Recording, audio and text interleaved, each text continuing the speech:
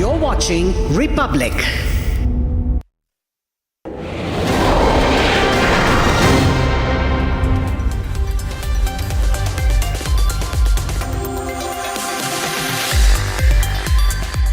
Hi there, good evening. Hope you had a great Sunday. And now it's time to look forward to the coming week and the stories that are shaping up. Welcome back to this week's edition of Looking Forward. This show is about stories that are shaping up over the coming days and weeks, news that is developing and will have consequences for your life and mine, and impact our lives, impact our choices. Stories that shape India's and world's politics and economics going forward. So let's get going. Tomorrow is a big day for each one of us as proud citizens of India, of the Republic. On Republic Day, we renew our resolve and pledge to abide by the Constitution, which we gave to ourselves, even as our armed forces showcase their might for the world to watch and watch out for. This year, it's a special, as we are going to see the war machine with Operation Sindoor overhang. We get you up close in story number 1. Coming Sunday, yes, it's a working Sunday, as Finance Minister Nirmala Sitharaman presents her 9th budget. Would she go all of 9 yards, both literally and figuratively, as Indian economy rides good numbers? Would there be tax and job fixes, or a new deal boosting the next decade? That's our story number 2. Then there's a big diplomatic event in New Delhi. The Arab League foreign ministers, all of 20 plus, are trooping down for India-Arab Summit. All of them from Islamic nations. Underscores the Modi government's big West Asia push over the years. We get you the details. And finally, story number 4 on something that can lead to wars and tariff wars. Our energy security. We show you how Bharat is securing the energy future for its citizens with a major diplomatic push this very week. Let's begin with the headlines as always. Centre announces the Padma Awards for 2026, celebrating the unsung heroes. Among the Padma Vibhushan awardees are veteran actor Dharmendra and former Kerala Chief Minister V.S. Achyutanandan.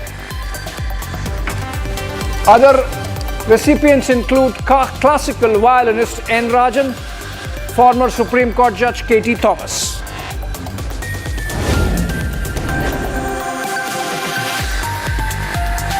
For the year 2026, President Draupadi Murmu has approved the conferment of 131 Padma Awards, including 2 duo cases, Rohit Sharma, Harmanpreet Kaur, to be conferred with Padma Shri Awards.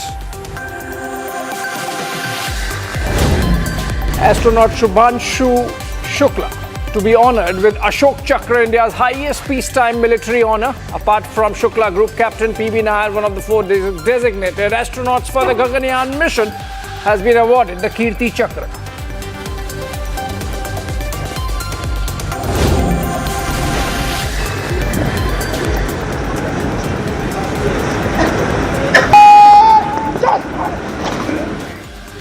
European Commission President Ursula von der Leyen arrives in New Delhi as the chief guest for India's 77th Republic Day.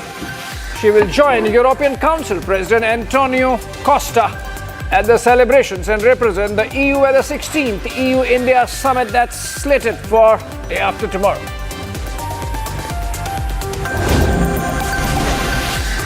Veteran journalist Mark Tully, a chronicler of India and an acclaimed author, breathed his last at a private hospital. Today he was 90 years old. The award-winning journalist was ailing for some time.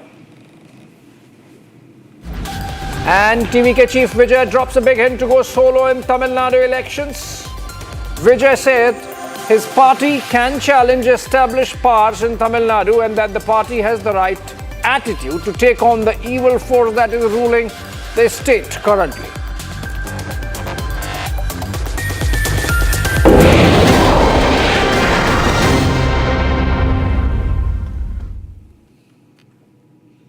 All right, friends, let's begin this edition of Looking Forward. This Republic Day, India transcends mere ceremonial observance of its constitution to project a clear and resolute strategic intent onto the global stage. the 2026 Republic Day Parade at Kartavya Path marks a bold departure from tradition, blending historical reverence honoring 150 years of Vande Mataram with a forward-looking display of combat evolution.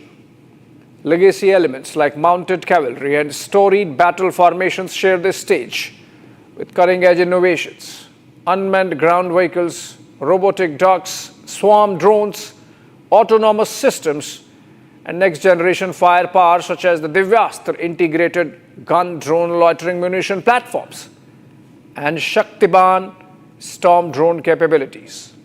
Far beyond pageantry, the parade broadcasts deterrence and readiness, signaling to the world that India's military future is networked, as also, of course, sending across a very reassuring message to the citizens of the country. Here's what you can look forward to in tomorrow's Republic Day Parade and the celebrations.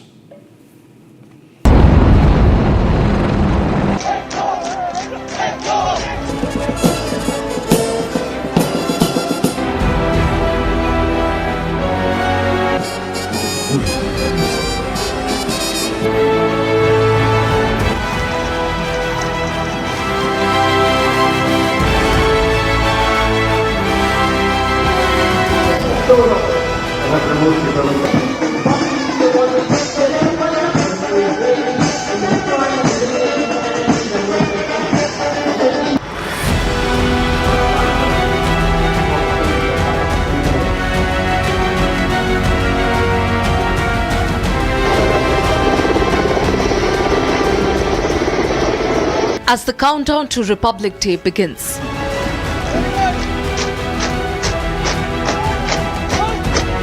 Kartavya Path is transforming into a theatre of modern warfare, where tradition marches alongside technology. The marching contingent comprises 4 officers. Mounted cavalry, a symbol of legacy, now integrated into a battlefield shaped by surveillance drones and mechanized firepower.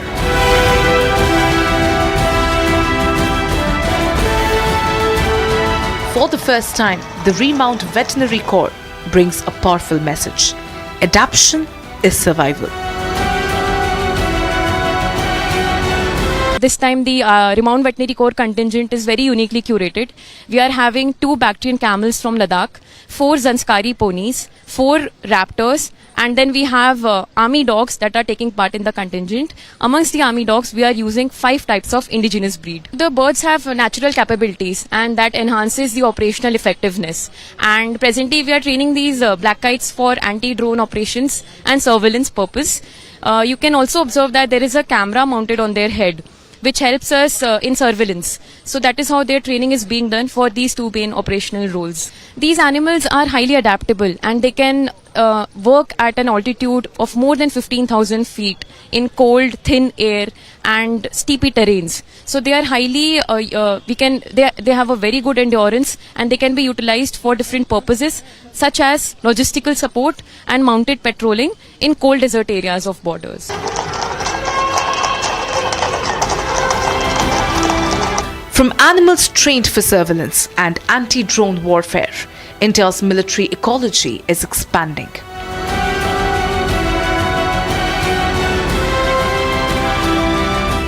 The battlefield of tomorrow is unforgiving, especially at extreme conditions.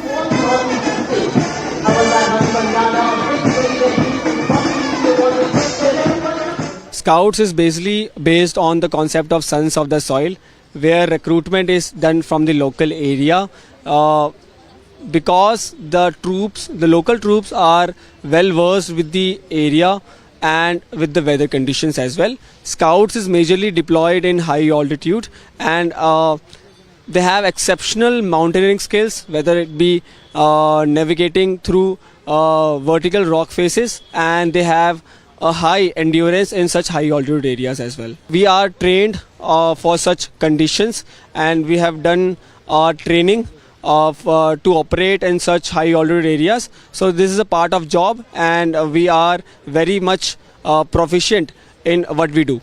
We are showcasing this specialized clothing. This is called extreme cold weather clothing system. This is also called a 3-layer suit, in which the innermost layer is all black, the middle layer is green, and the outer, as you can see, is all white.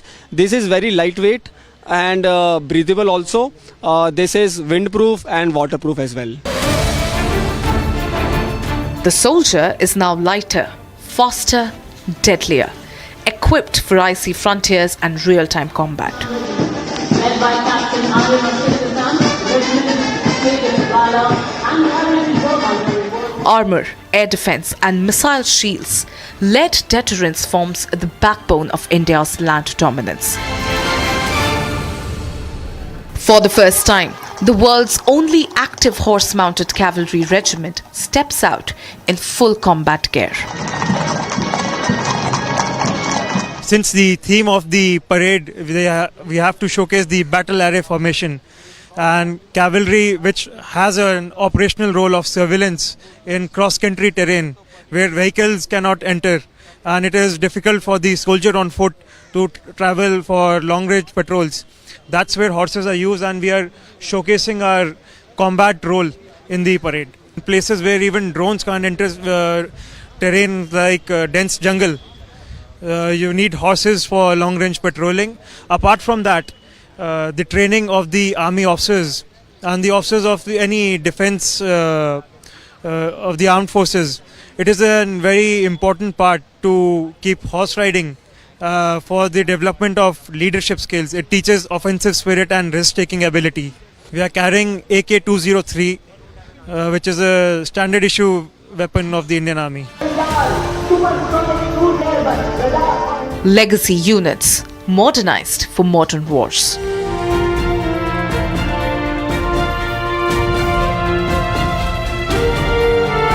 Unmanned ground systems now take over the most dangerous last stretch of the battlefield. As part of infantry contingent, we are showcasing unmanned ground vehicle.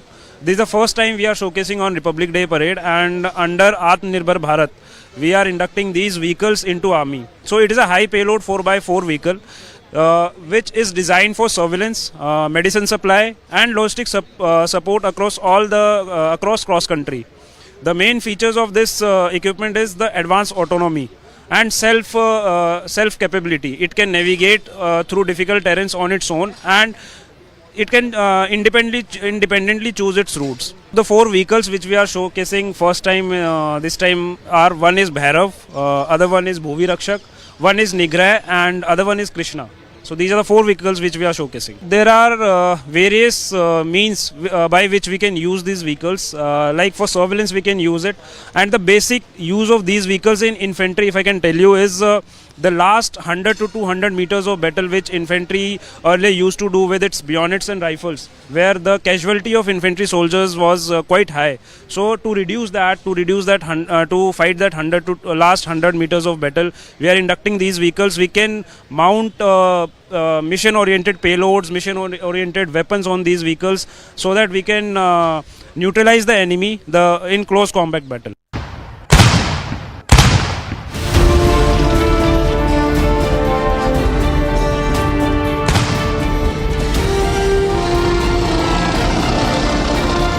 Atmanirbhar Bharat is no longer a slogan. It is rolling, tracking and striking. Even legacy artillery evolves.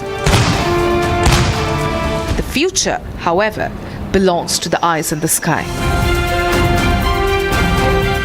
Well, as the recent global conflicts have demonstrated, drones have become vital components of multi-domain warfare and help us achieve operational success in the modern battlefield. So, Project Drone Shakti, it symbolizes the Indian Army's integrated framework for the sustenance and development of drones in the forward areas itself. And as far as the drones are concerned, it will deal with all types of drones, be it surveillance drones, logistic drones, and also the kamikaze drones.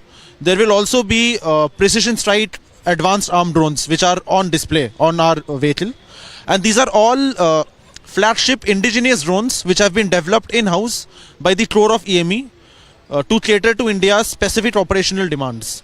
The indigenous flagship drones, namely leading the fleet is Khadra Chatra. It is an IC engine powered drone which has unmatched long range reconnaissance and surveillance capability. It is also a true symbol of Atmanirbharta since it has been developed in-house. Along with it are the advanced armed drones, Baz, Sudarshan and Navastra 81. These are all precision strike drones which highlight India's growing precision striking potential.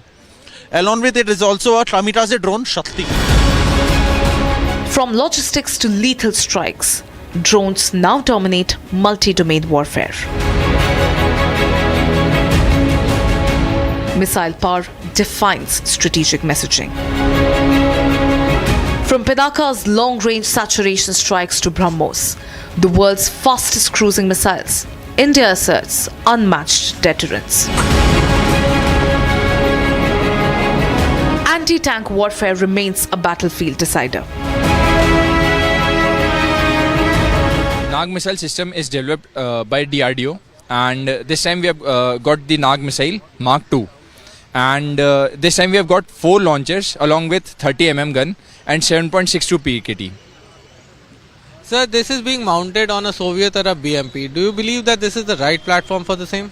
It is a good platform. We have seen in different terrains. It operates very well. And with the experience of operating BMP for a very long time, there is a degree of comfort as well, I believe. Sir, the Nag platform is an anti-tank missile with terminal diving capabilities. So, how is it that this is being featured against a Javelin or a man-portable device? How is it different? Basically, for Nag missile, we are developing it, and we have got the Russian Russian ICV. So, if we compare it with the other Javelin and other anti-tank missiles, we are capable enough to make our own missiles and do operate them. Air defense proven, tested, lethal. Akash, battle tested during Operation Sindoor, stands as a shield in the sky.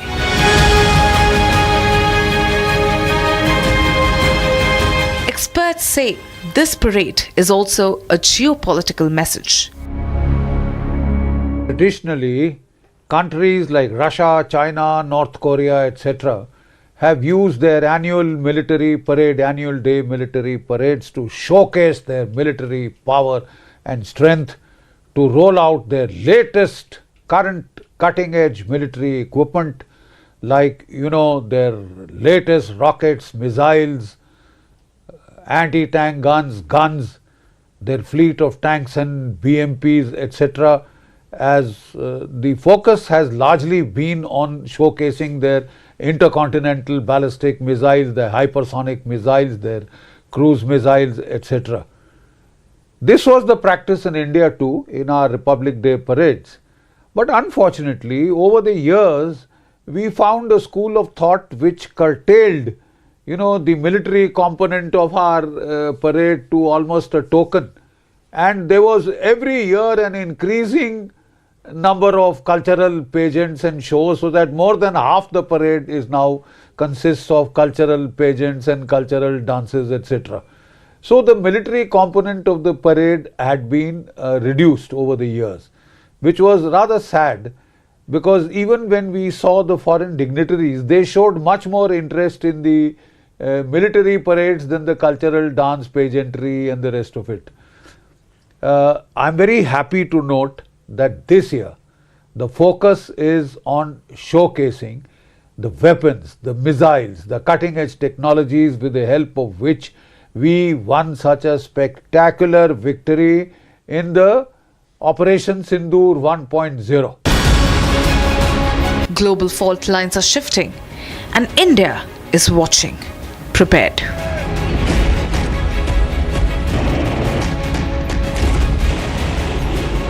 Last year, I remember for the Raisina dialogue, 22 EU commissioners traveled to India for the first time ever, the largest ever delegation of EU commissioners going to a country. And then, of course, the German fellow has just been here, the French guy is going to come. All of them are looking for the Indian market, but they have nothing else left for them. May I end by saying that I recall this was probably in the 80s when I was dealing with West Europe. We used to have these meetings 6 monthly meeting, where there would be a European chap European country that was the head of the European Union for 6 months. It used to rotate every 6 months, and we would have to meet them. And our minister would travel, and they would give us the meeting on the last day, whichever country was chairing it, on the last day of their presidency, and give us 10 minutes and say, get lost. So this is the kind of arrogance that we have seen, but now it has changed. May I just say, we are willing to let bygones be bygones, but respect India's national interest just as we respect you. And if you wish to mess around with me, I'm more than willing to take you on head on. So they are coming here. They wanted to come. We've invited them. We don't have this kind of foreign policy where we are childish, we are churlish, we are petty. All right? Prime Minister has been invited to visit Italy, and the IMEC corridor is being discussed, etc. You know, somewhere deep inside me, there's a feeling that we should thank Donald Trump for doing what he has done. He has cut Europe to size and showed Europe its true position.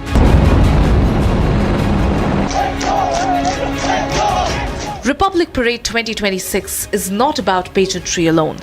It would be about preparedness in an uncertain world, and the first Republic Parade since Operation Sindoor. The unmissable declaration of readiness on 26th of January 2026. A nation secure in its strength, confident in its capability, prepared for every challenge ahead. This is India marching into the future.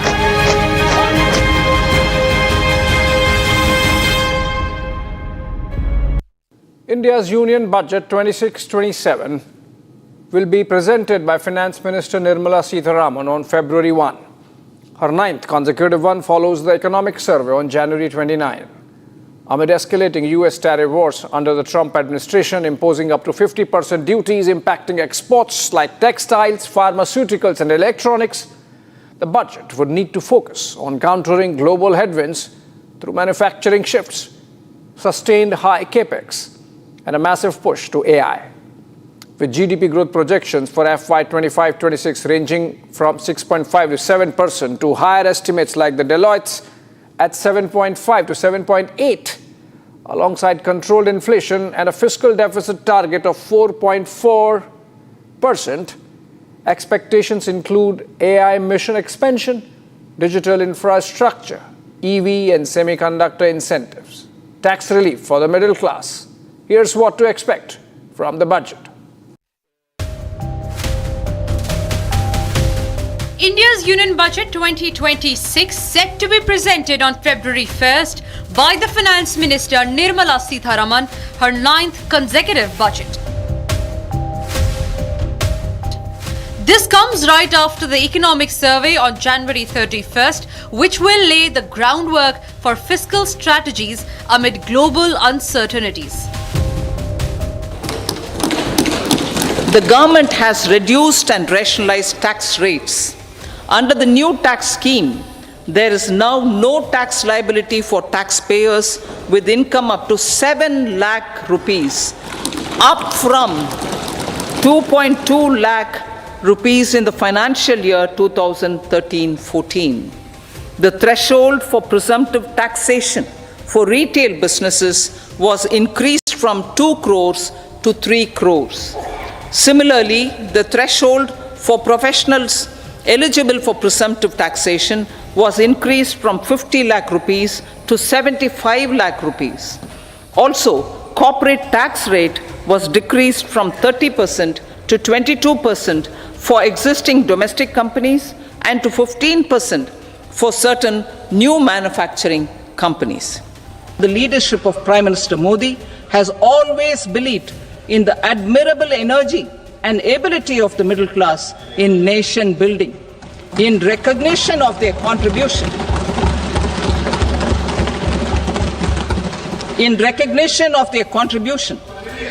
we have periodically reduced their tax burden. Right after 2014, the nil tax slab was raised to 2.5 lakhs of rupees, which was further raised to 5 lakh rupees in 2019 and to 7 lakh rupees in 2023. This is reflective of our government's trust on the middle class taxpayers. I am now happy to announce that there will be no income tax payable up to income of 12 lakh rupees.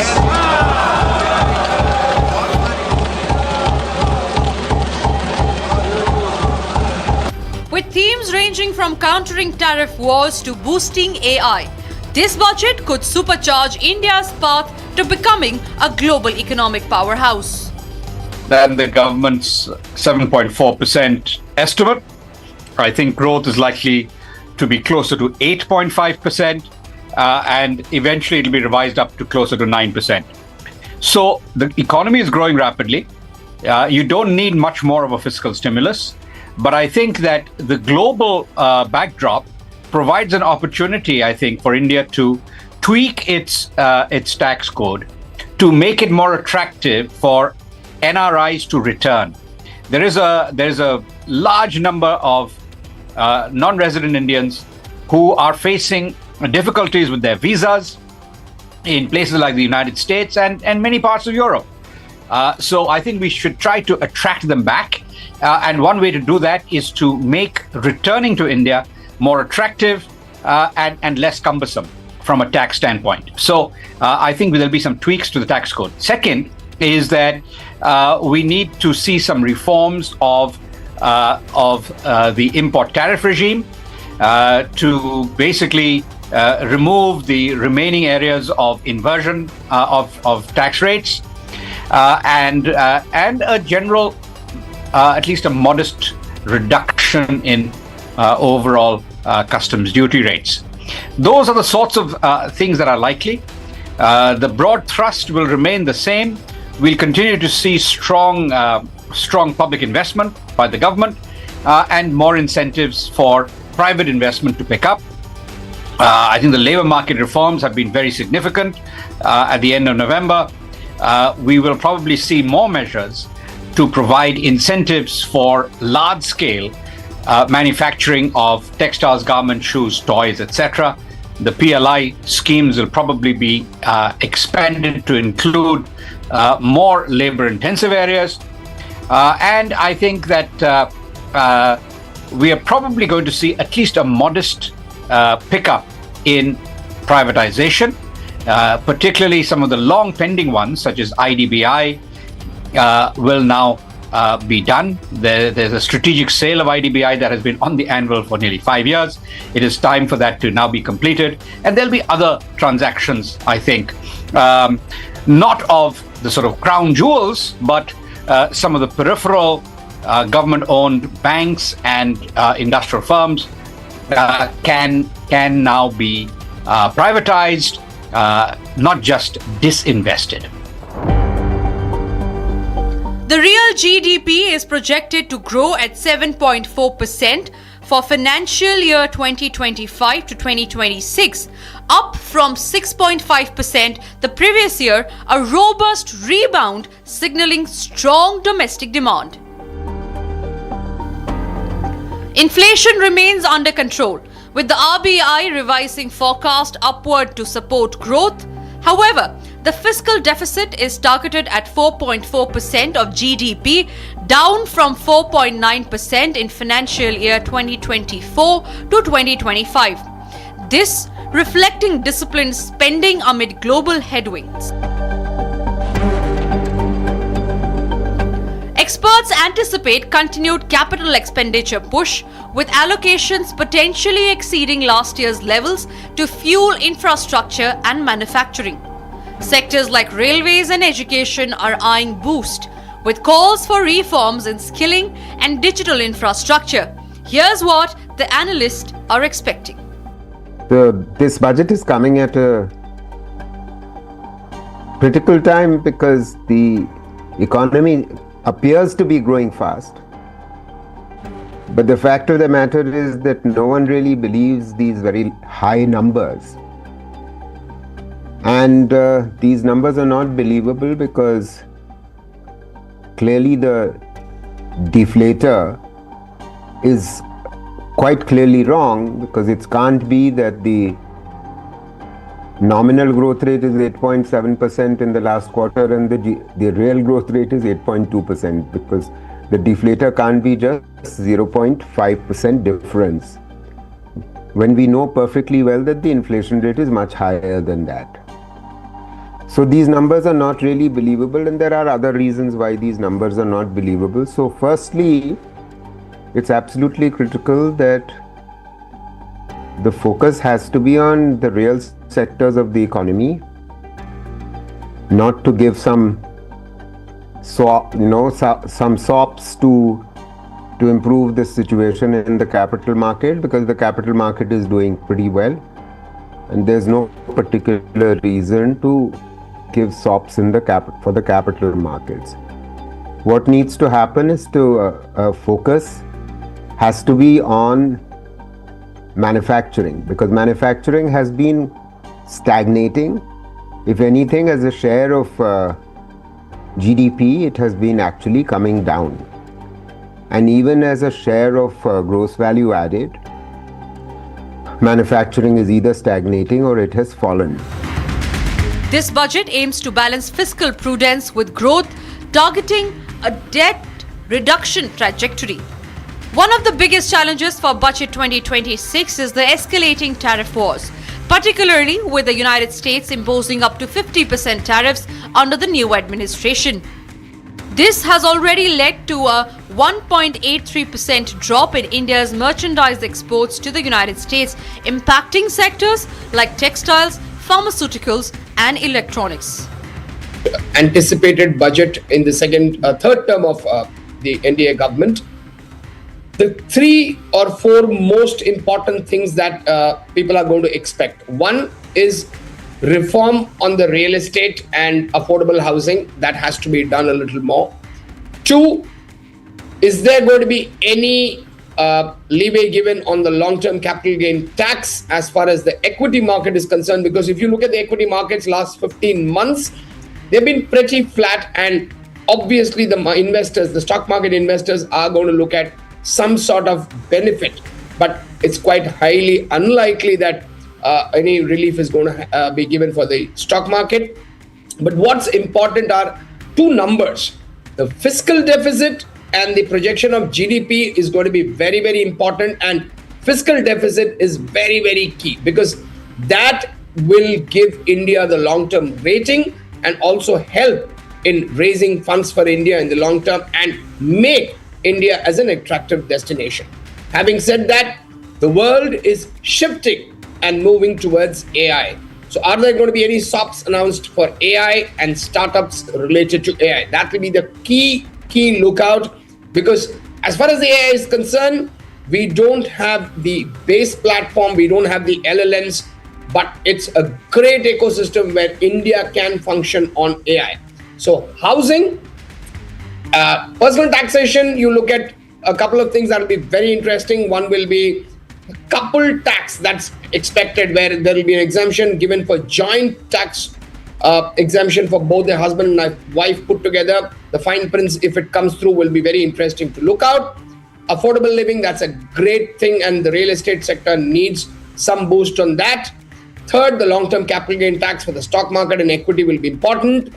In terms of AI, there will be a keen lookout, and obviously some sunrise sectors which will look at some exemptions and SOPs for growth. But overall, if Indian economy has to clock 8 to 10%, you need a lot of stimulus. And remember, if we have to become Viksit Bharat by 2047, it's very, very critical that we grow at 8% plus. Yes, the headline inflation has been under control for a long time. That's good. But the earnings have not kept up to the mark. It's sort of tepid, and the market is really, really struggling to move upward. It's sideways for over 14-15 months. So the budget could be one trigger that could move the market. And here is what the people of India are expecting on the 1st of February. I think petrol prices are going down globally, so that needs to be reduced. Yeah, they don't come down here. In fact, this same thing, same product, what we buy, after say about a month or 2, the prices are increased.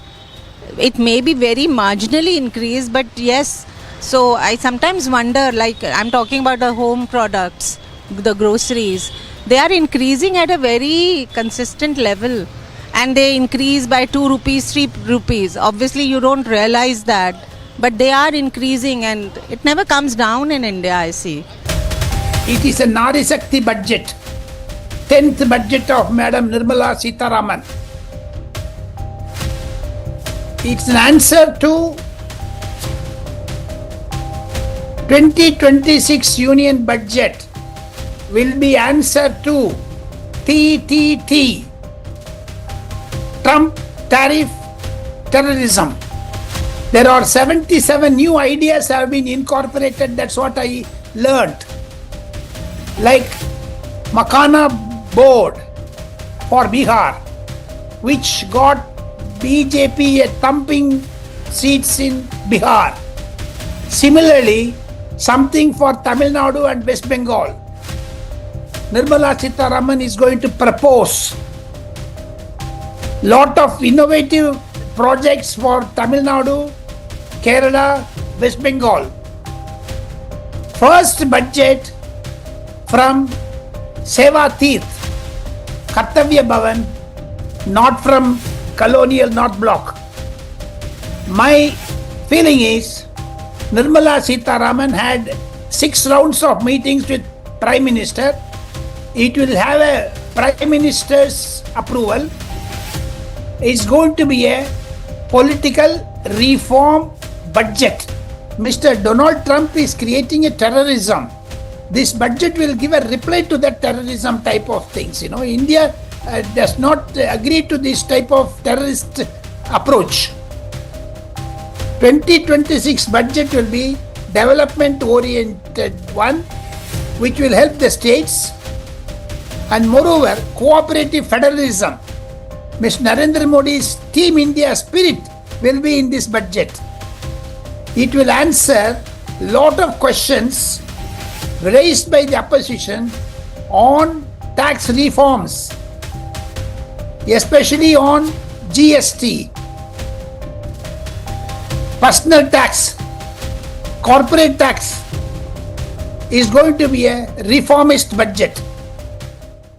On the flip side, Budget 2026 is poised to accelerate India's AI ambitions.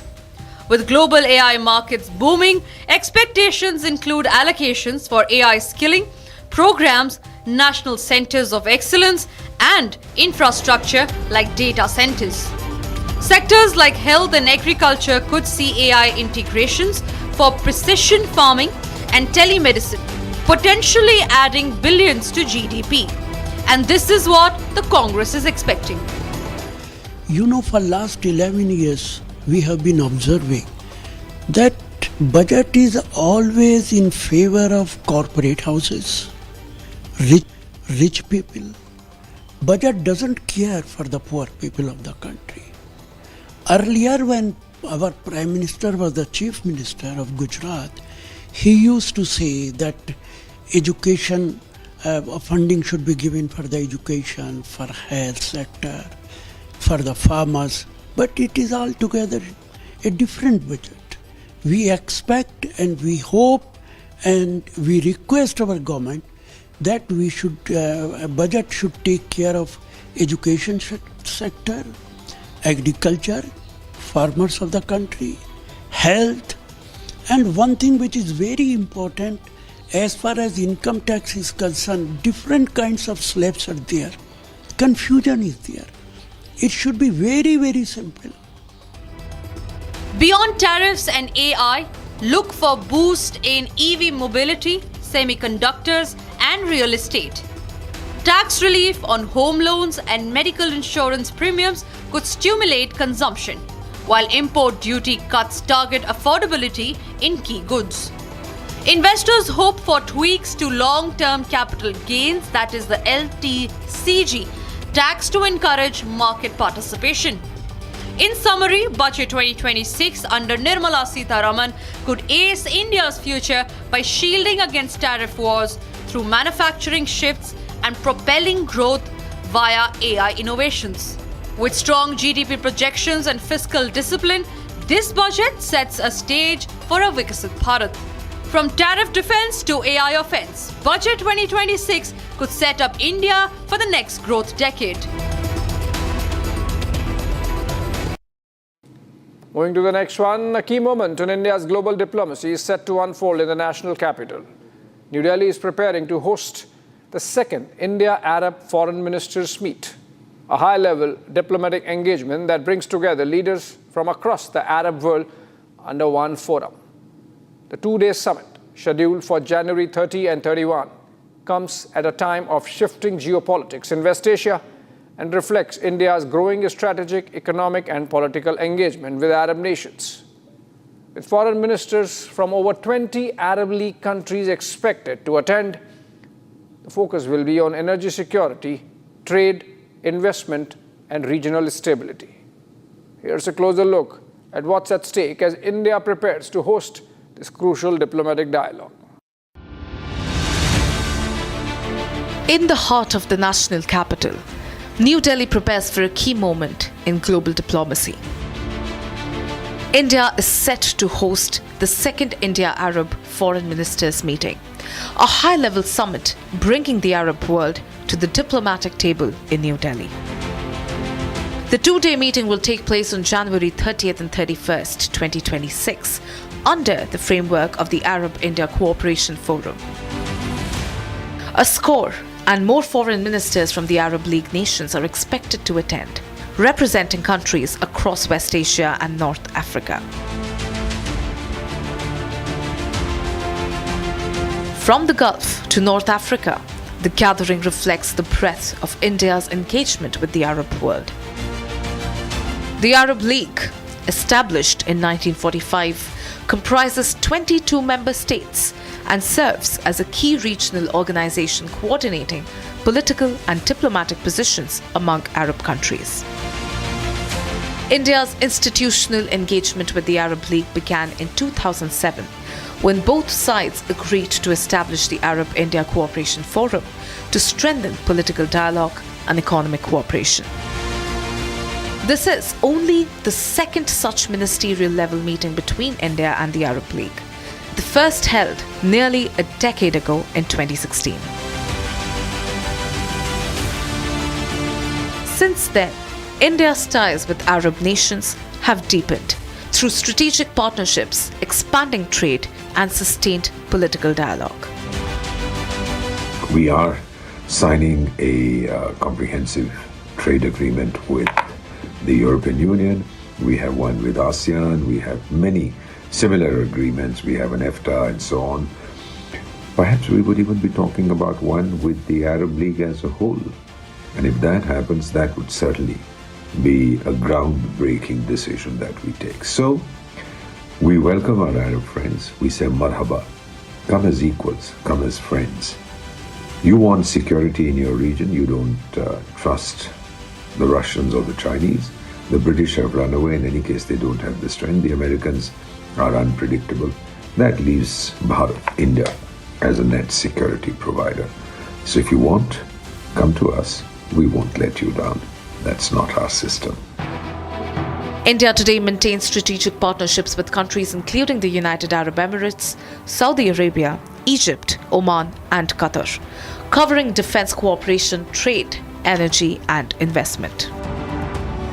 Just days before the summit, President of the United Arab Emirates, Sheikh Mohammed bin Zayed Al Nahyan, made an official visit to India on January 19th. It marked his third official visit as UAE President and his fifth overall visit to India in the past decade, reflecting close and sustained engagement between the two countries. During the visit, the leaders reviewed the comprehensive strategic partnership and reaffirmed cooperation across trade, energy, defense, investment, and technology. This includes plans to double bilateral trade to $200 billion by 2032 and deepen joint cooperation frameworks. First of all, a letter of intent was signed between the two sides to work towards concluding a framework agreement for a strategic defense partnership between India and the UAE. A letter of intent was also signed between the Indian National Space Promotion and Authorization Center in Space and the UAE Space Agency for a joint initiative for space infrastructure development and its commercialization. Under this particular initiative, we will look to setting up new launch complexes, satellite fabrication facilities, joint missions, space academy, and training centers. A letter of intent was signed on the UAE's participation in the development of special investment region in Dholera in Gujarat. This is a mega partnership initiative that will look at the establishment of an international airport, a pilot training school, an MRO facility, a greenfield port, a smart urban township, as well as projects related to railway connectivity and energy infrastructure. The Arab world remains central to India's economic engagement. Arab countries account for a significant share of India's crude oil and natural gas imports, making energy security a key pillar of the relationship. Trade between India and Arab nations runs into hundreds of billions of dollars annually, with growing cooperation in infrastructure, manufacturing, technology, and logistics. Millions of Indians live and work across Arab countries, making people-to-people ties a vital pillar of this relationship. Discussions at the summit are expected to focus on economic engagement, energy security, investment partnerships, and regional cooperation. Officials say that the dialogue will aim to strengthen coordination across sectors that links India and the Arab world more closely than ever before. See, in perspective of foreign relations with respect to India, the countries of the Arab League are extremely important to us, neighbors to us, and in some senses also old civilizational links with these countries. One. Secondly, in these countries, we have approximately 10 million of Indian diaspora. 10 million is about 1 crore people living of the Indian origin, and most of them are living and working there as on temporary or work visas. It's not that they're residents, because most of these countries don't allow residences. So these are all Indians who are working in these countries, over almost 1 crore. These 1 crore Indians are sending to India back almost about $40 to $45 billion every year. That's a big chunk of money. Our global diaspora sends back to India something around $130 billion. About 45 billion odd comes from these countries due to our Indian brothers and sisters working there and sending money back home. This $45 billion is an extremely important chunk of change, one would say, right? So that's one bedrock of our relationships, which we want to remain stable and calm and keep growing. The summit also comes amid a rapidly shifting geopolitical landscape in West Asia. Ongoing regional tensions, including the situation in Gaza and broader security concerns from the backdrop to the diplomatic engagement. While no formal agenda has been made public, regional stability and peace efforts are expected to feature in the discussions.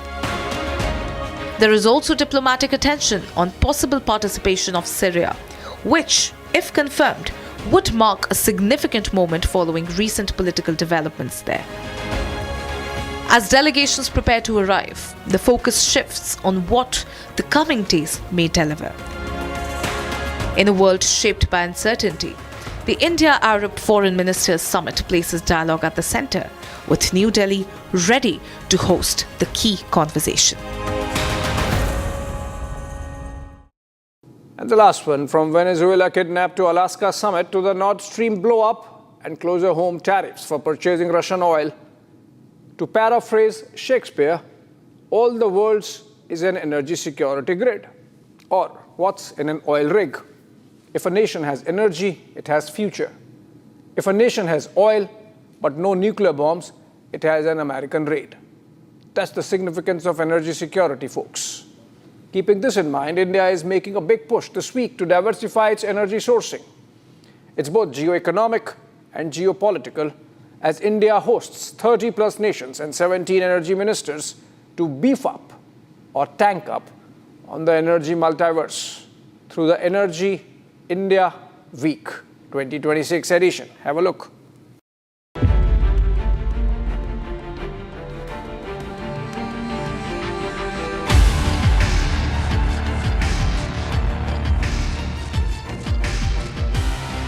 It's going to be the mother of all energy summits for the India. 17 energy ministers, 30+ nations, 75,000+ participants are going to be there at India Energy Week 2026 edition. India is diversifying its energy mix. The Indian Energy Week obviously has become one of the most important global platforms for shaping the future of energy. It is significant because it brings policymakers, technology, capital, and industry leaders across one stage to discuss real changes and solutions with over 75,000 delegates, global ministers, and hundreds of exhibitors. It is a strategic marketplace of ideas and investment. It encourages investment, it brings a whole lot of ideas, and it reflects India's transition from being a consumer of energy solutions to a creator of scalable, sustainable, and affordable energy models for the world. The India Energy Week is going to be a statement of India's strategic autonomy in energy space. As I said, 9th round table of the Prime Minister, which will have large number of foreign CEOs, Indian private sector CEOs, and Indian public sector people also. Then there's an India-Arab energy dialogue, which will be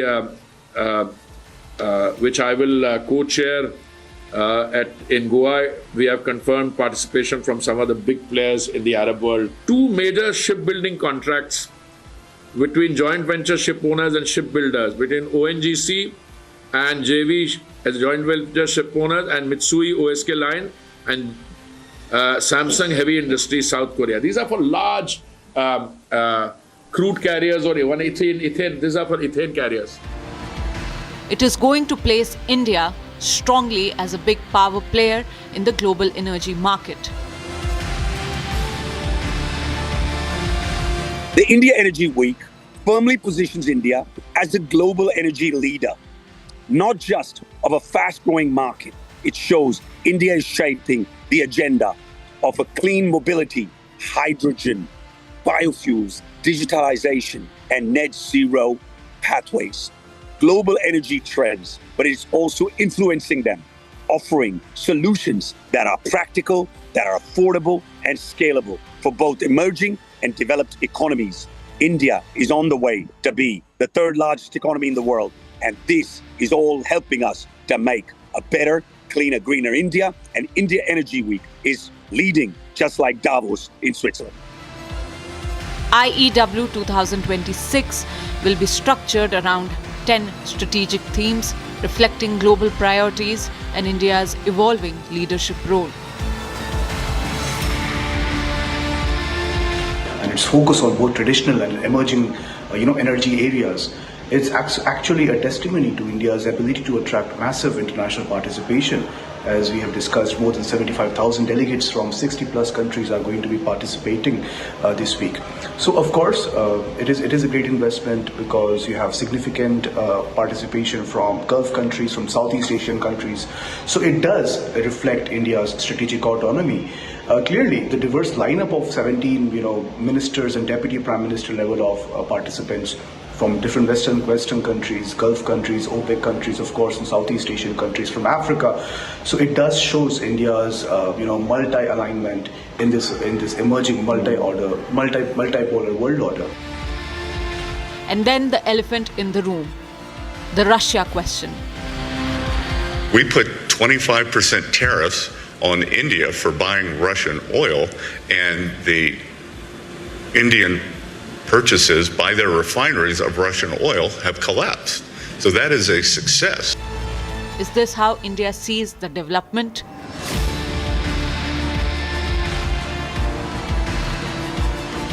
Diversification is the need. You have seen India's acquisition is from 40 plus different countries, mostly Gulf states and in West Asia. So we should see that in this lens. And bottom line always remains that India's autonomy lies in its multilateral frameworks. India's autonomy is by balancing different sides and not showing extra commitment to one. I think the energy week is going to be a big part of that India's overall diplomatic approach. Yet another move in the direction of India's strategic autonomy panning out this coming week. All right, friends, this is all we could bring to you in this edition of Looking Forward. We are back next Sunday with more to look for in what's happening in India and around the world over the next week. But join me tomorrow at 8 a.m. as India's might rolls on the Kartavya path with the Republic Day celebrations. Thanks for watching.